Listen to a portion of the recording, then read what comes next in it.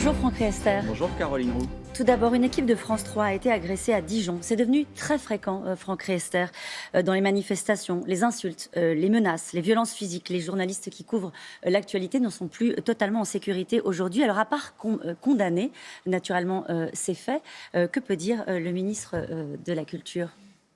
C'est déjà important de le dire, que les journalistes sont des professionnels qui font leur travail, qui nous permettent de nous informer. C'est évidemment essentiel pour notre démocratie, pour notre société, et nous devons donc les protéger.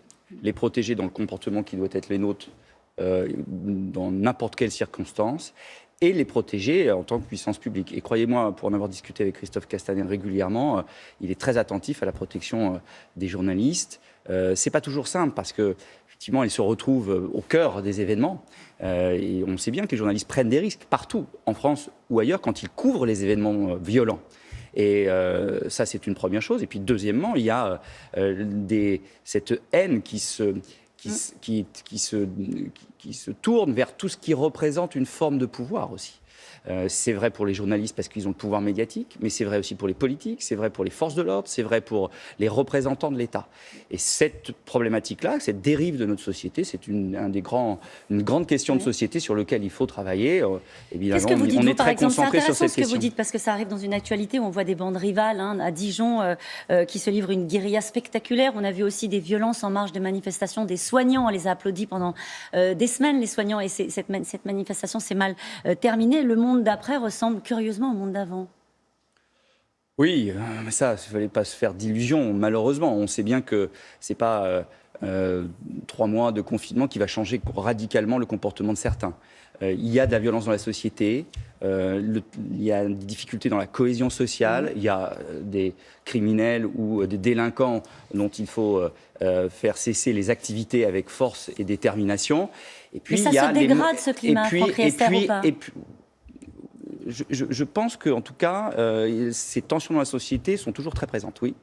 Moi, je le vois en tant que... Vous savez, j'ai été maire pendant 10 ans, je suis élu local, je vois bien cette tension. Et je vois bien que dans un certain nombre de quartiers, dans un certain nombre de territoires, il y a de plus en plus de tensions entre nos compatriotes. Et quelle doit être la réponse de la puissance publique, des autorités, de la fermeté ? Il faut de la fermeté, oui, bien sûr, il faut de la fermeté, il faut de l'éducation.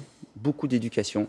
Et ce que nous faisons en termes de séparation des classes dès le plus jeune âge pour vraiment faire en sorte que les jeunes puissent avoir les clés pour être des citoyens éclairés, c'est essentiel. Et puis il y a la culture aussi. Justement. J'en suis vraiment convaincu en tant que ministre de la Culture. La culture, ça rassemble. La culture, ça permet de partager des émotions ensemble. Ça permet d'avoir un imaginaire partagé. Je crois que la culture peut être une des réponses au vivre ensemble, à cette capacité que nous devons retrouver de faire société, de faire du commun. Alors justement, parlons-en de la culture. Benjamin Biolay, qui est un homme de culture, fait partie de ceux qui ont déploré l'absence de culture dans l'intervention dimanche soir du président de la République. Et il interroge pourquoi ne pas déconfiner toute la culture alors que désormais la France est en vert. Vous savez, si on pouvait le faire, on le ferait. Mon obsession, c'est celle-là en tant que ministre de la Culture, dans les discussions qu'on peut avoir. Mais il faut être aussi responsable. On n'a pas fait 3 mois de confinement ou plus de 2 mois de confinement pour tout gâcher parce que d'un seul coup, on relâcherait toutes les précautions qui sont nécessaires. On relâche parfois dans certains secteurs et pas dans d'autres. C'est ça l'interrogation qui est formulée. Oui, mais ça a été toujours le cas depuis la gestion de la crise. On a besoin de différencier les situations. Quand vous avez dans un avion de la circulation d'air, la filtration de l'air, on peut être plus près que dans des endroits où on est complètement confiné, sans circulation d'air. C'est quelque part, j'allais dire, c'est un peu du bon sens. Donc ce qu'on dit, et ce que je dis à Benjamin Biolay, et je comprends l'envie qu'il a de pouvoir rejouer devant un public large, d'aller dans des d'avoir un public dans une fosse où tout le monde est serré les uns contre les autres. Mais est-ce que c'est raisonnable aujourd'hui ? Et pour mais autant, c'est la question qu'il pose, c'est quand ? Quand est-ce qu'il pourra de nouveau faire des concerts ? Quand est-ce qu'on pourra de nouveau, nous, aller dans des concerts ? Alors, d'abord, aujourd'hui, on peut aller dans des concerts. Partout en France, puisque vous savez que depuis la décision du président de la République de passer en zone verte la région parisienne, l'Île-de-France, partout on peut aller au spectacle, aller au théâtre, dans évidemment des règles qui sont des règles particulières, c'est-à-dire de la distanciation physique et gestes barrières et port du masque. C'est-à-dire On peut se regrouper quand on est dans un même groupe social, dans un théâtre. Si on vient ensemble, on peut être les uns à côté des autres à condition qu'on ait le masque. Mais s'il y a un autre groupe social, des gens qu'on ne connaît pas qui sont à côté de nous, il faut les séparer d'un siège. Ça, c'est ce qui existe aujourd'hui. Et on regardera, on continue de travailler cette semaine pour voir à partir du 22 juin si on peut aller plus loin dans cette gestion de la jauge. C'est-à-dire, est-ce qu'on peut, par exemple, être les uns à côté des autres avec le port du masque dans les salles de spectacle. La fosse, mais avec le masque. Alors, dans la fosse, pour l'instant, c'est pas possible. Dans la fosse, c'est pas possible. C'est quand on est assis à des sièges. Dans la fosse, c'est pas possible. On le comprend bien pour l'instant, parce que la proximité étant telle qu'il y a un vrai risque de diffusion de l'épidémie. Ce que je vous dis, c'est que dans les salles de spectacle... Je me mets à leur place, pardon Franck Riester, je me mets à leur place. Je dis, quand vous dites c'est pas possible, ils entendent, ce sera jamais possible. Ce sera possible quand on aura un vaccin ?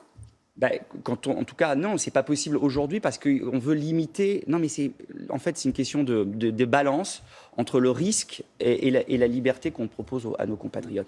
Si il s'avère que le virus ne circule plus, à ce moment-là, on peut prendre le risque d'être plus proches les uns des autres. D'accord. Si le virus continue de circuler, et on le sait bien qu'il continue de circuler, puisqu'il y a même des clusters un peu partout en France, et donc il faut rester prudent.